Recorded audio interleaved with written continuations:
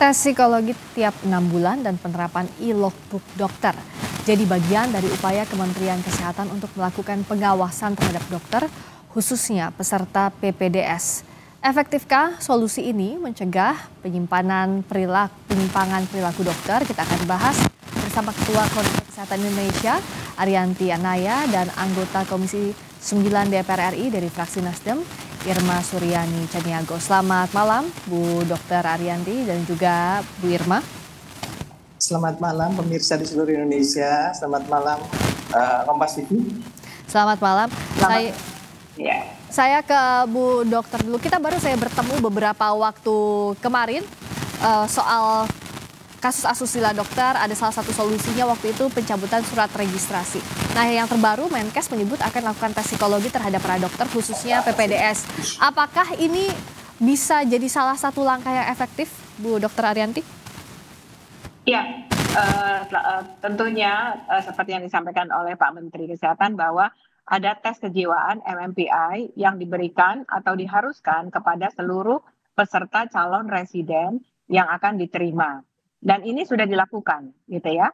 Nah, tetapi tentunya dengan adanya kasus ini kita perlu melakukan evaluasi kembali apakah MMPI ini perlu dilakukan atau tes kejiwaan ini perlu dilakukan lagi per 6 bulan misalnya pada saat mereka dalam proses pendidikan, karena kemungkinan bisa saja terjadi perubahan kejiwaan karena stres, karena beban tugas yang berat ya, karena kita tahu tugas sebagai residen ini sangat berat ya, baik itu dari sisi pendidikannya maupun juga mereka harus jaga malam dan juga seringkali juga ada masalah keluarga yang harus mereka lakukan selama masa pendidikan.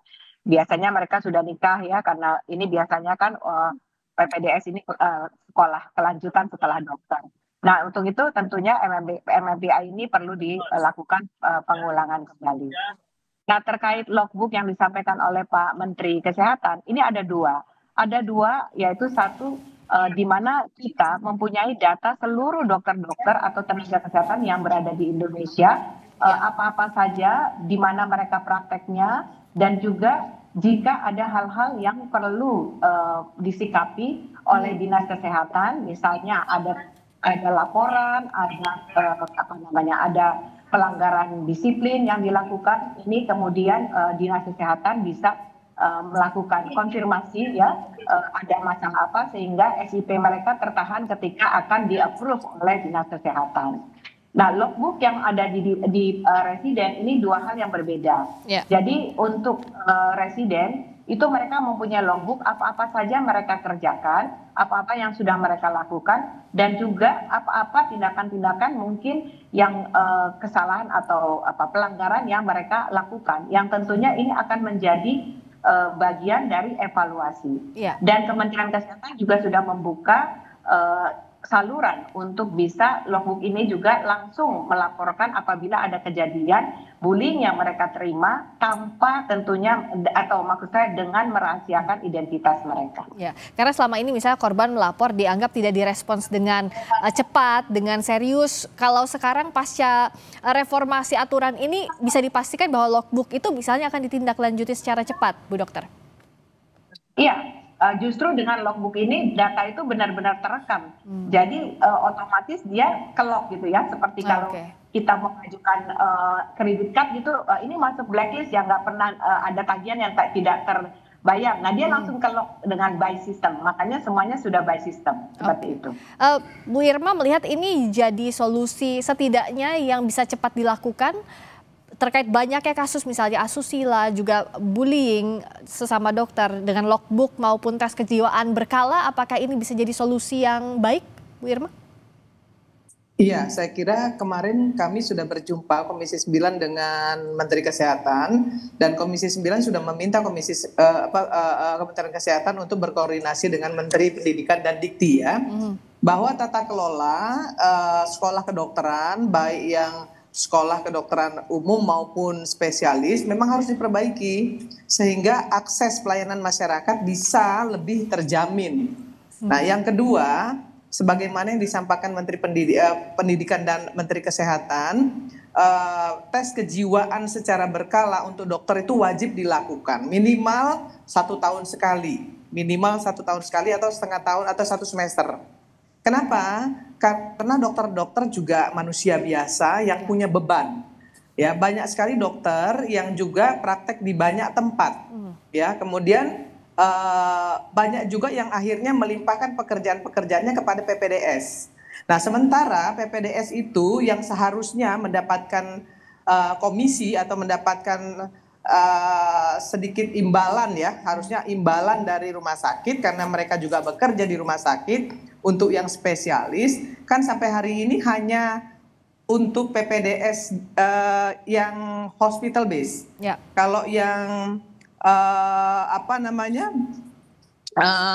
yang untuk dikti, yang untuk sekolah, ya, yang untuk swasta itu nggak di cover, belum di cover.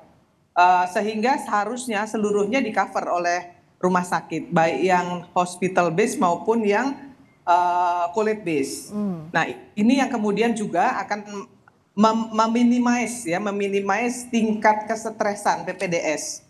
Ya. Karena kan PPDS yang bekerja di rumah sakit itu juga akhirnya mereka tidak bekerja, maka mereka tidak mendapatkan penghasilan, dan ini harus dipikirkan oleh Menteri Kesehatan atau pemerintah. Nah, yang kedua, Menteri Kesehatan wajib juga menyampaikan kepada rumah sakit untuk bisa melakukan kontrak, bukan hanya Fakultas Kedokteran dengan rumah sakit, tapi juga dengan PPDS dengan rumah sakit, sehingga code of conduct atau etik, ya, kode etik itu juga bisa menjadi kontrol sistem yang efektif bagi PPDS terhadap perilaku mereka, dan kalau terjadi sesuatu mereka bisa diberikan punishment sesuai dengan KUHP.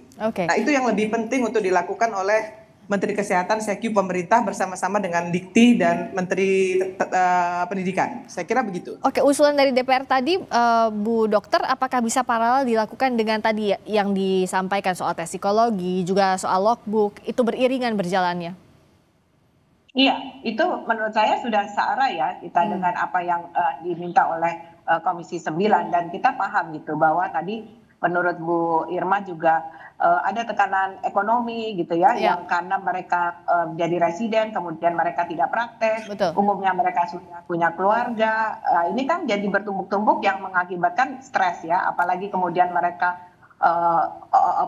jaga malam, jamnya juga nggak terkontrol, ya udah bertumbuk-tumbuk. Nah, ini bisa menyebabkan gangguan jiwa. Nah, tentunya pengawasan ini tidak bisa satu-satu, harus komprehensif, kita lihat secara keseluruhan, termasuk juga bagaimana kita memberikan edukasi kepada mereka terhadap bagaimana disiplin profesi, bagaimana harus mengikuti standar profesi, dan ini tentunya ada akibat-akibatnya, sanksi-sanksi yang cukup berat untuk seorang dokter, ya, misalnya pencabutan SIP, STN itu mereka harus diberikan peringatan. Dan satu lagi, kalau di rumah sakit vertikal milik Kementerian Kesehatan, itu Pak Menteri sudah meminta semua rumah sakit memasang CCTV di berbagai sudut gitu, ya, untuk kemudian bisa juga dipantau dengan cepat apabila ada hal-hal yang kemudian tidak sesuai dengan aturan atau tidak sesuai dengan SOP yang terjadi. Nah, termasuk juga bagaimana Bu Ariyanti, Bu Dokter,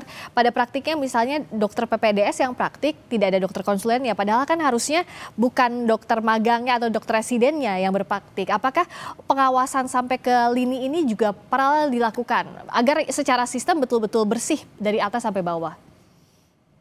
Iya, betul. Sebenarnya kita sudah mengetahui cukup banyak praktek di mana konsulennya itu tidak ada pada saat residen itu bekerja. Mereka justru dilakukan pembinaannya oleh senior, yang harusnya tidak boleh gitu, ya. Harusnya konsulennya ada di situ. Mereka belajar dengan para konsulennya, bukan dengan seniornya gitu kan. Sehingga kemudian juga yang mereka menyampaikan bahwa kita juga bahkan nggak pernah tahu disuruh ngapain. Pokoknya kalau seniornya begini, ya berarti yang benar seperti itu gitu. Itu kan nggak benar.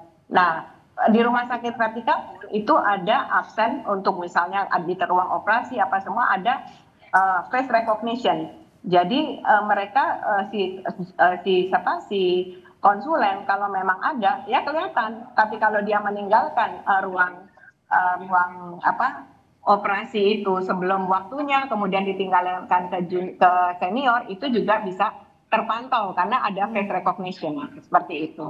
Ya, Bu Irma, pengawasan seperti ini juga kan harus sangat ketat, apalagi kalau bicara soal praktik dokter itu terkait dengan nyawa pasien. Nah, untuk mendisiplinkan ini apa juga yang bisa dilakukan, Bu Irma? Iya, sebagaimana yang disampaikan Kementerian Kesehatan, selain punishment, kita juga harus memberikan reward, kita juga harus fair. Itu yang pertama. Yang kedua, saya kira apa yang dilakukan Menteri Kesehatan hari ini untuk bisa melakukan tes kejiwaan tes kejiwaan secara berkala itu sudah benar sekali. Karena biar bagaimanapun dokter itu kan manusia. Ya. Dan yang ketiga, kalau bicara soal sekolah kedokteran kan sudah disepakati bahwa sekolah kedokteran tidak boleh mahal. Yang kedua, tidak boleh mempersulit anak-anak yang ingin menjadi dokter seperti yang selama ini terjadi. Ya, kalau sudah lulus dari fakultasnya, maka jangan sampai uji kompetensi itu dilakukan berkali-kali sampai 10 kali baru lulus, itu kan juga nggak benar gitu. Sementara kita butuh banyak dokter. Tetapi Dikti juga harus tahu diri, jangan juga kemudian memberikan izin sekolah kedokteran, mengobrol izin sehingga lulusan kedokteran di Indonesia itu banyak yang abal-abal juga. Nah, ini kan juga harus menjadi perhatian Kementerian Kesehatan untuk bisa bekerja sama sama Dikti agar dokter-dokter yang lulus dari Indonesia itu bisa betul-betul dokter-dokter yang bukan dokter-dokter abal-abal lah. Yang berkualitas begitu ya? Lagi di jalan. Iya. Nah, kalau dari Bu Ariyanti, soal tadi tes kejiwaan misalnya, MMPI itu bisa dijelaskan apa saja bentuk tesnya dan bagaimana tes ini bisa mengecek bagaimana kondisi kejiwaan dokter secara berkala dan ini bisa jadi tes yang efektif. Iya. MMPI itu tes kejiwaan seperti psikotes gitu ya, dan itu juga tidak semua rumah sakit bisa melakukan. Jadi ada rumah sakit tertentu yang bisa melakukan. Jadi itu seperti tes yang dilakukan yang memastikan bahwa anak ini memang secara kejiwaan dia siap untuk mendapatkan pembelajaran atau dia juga siap menjadi seorang dokter nantinya gitu kan. Nah, itu meliputi banyak tahapan-tahapan. Nah, inilah yang kemudian kita juga sudah diinstruksikan juga agar MMPI ini berjalan dengan tes MMPI ini harus benar-benar dilakukan, hasilnya tuh harus benar-benar jadi dasar untuk